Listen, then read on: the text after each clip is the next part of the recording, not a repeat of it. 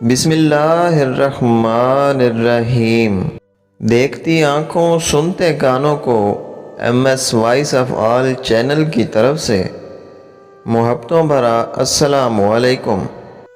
ایک بادشاہ نے اپنی رعایا پر ظلم کر کے بہت سارا خزانہ جمع کر لیا اور اسے شہر سے باہر ایک جنگل میں خفیہ غار میں چھپا دیا۔ غار کے دروازے کی 2 چابیاں تھیں، ایک بادشاہ کے پاس اور دوسرے اس کے وزیر کے پاس تھی۔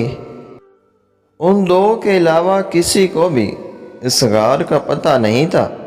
ایک دن صبح کے وقت بادشاہ خزانہ دیکھنے کے لیے غار کی طرف گیا اور دروازہ کھول کر اندر داخل ہو گیا۔ خزانہ کمروں میں چاول اور گندم کے انبار کی طرح بکھرا پڑا تھا۔ ہیرے اور جواہرات الماری میں سجے ہوئے تھے۔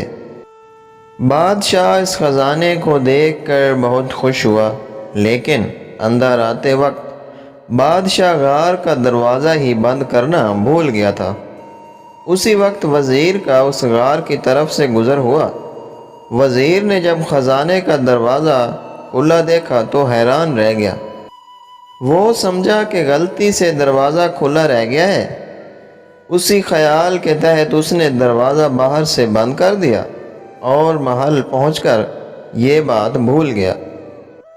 جب بادشاہ ہیرے اور جواہرات کا معائنہ کرنے سے فارغ ہوا تو واپسی کا سوچا، لیکن جب وہ دروازے کی طرف پہنچا تو دیکھا کہ وہ تو بند تھا۔ بادشاہ نے دروازے کو خوب زور زور سے پیٹنا شروع کر دیا اور ساتھ ساتھ چلاتا بھی رہا، لیکن اس ویران جنگل میں اس کی آواز سننے والا کوئی نہ تھا۔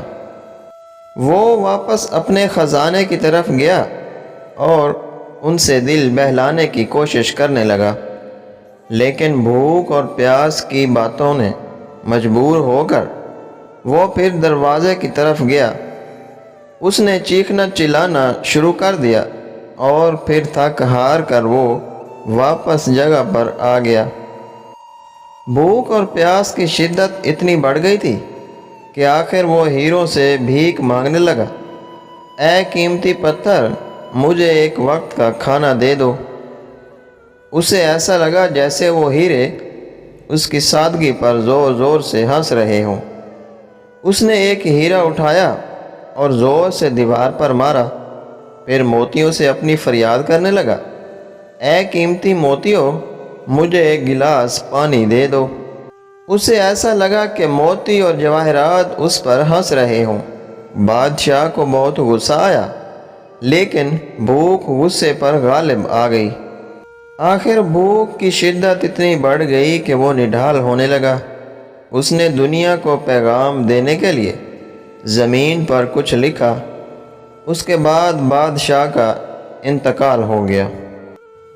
وزیر بادشاہ کو تلاش کرتا ہوا اس غار کی طرف سے گزرا تو اس نے سوچا کہ بادشاہ کے خزانے کا کچھ اتا پتہ کریں۔ جب وہ غار کے اندر داخل ہوا تو دیکھا کہ بادشاہ مرا پڑا ہے اور زمین پر لکھا ہے کہ دولت کسی کو زندگی نہیں دے سکتی۔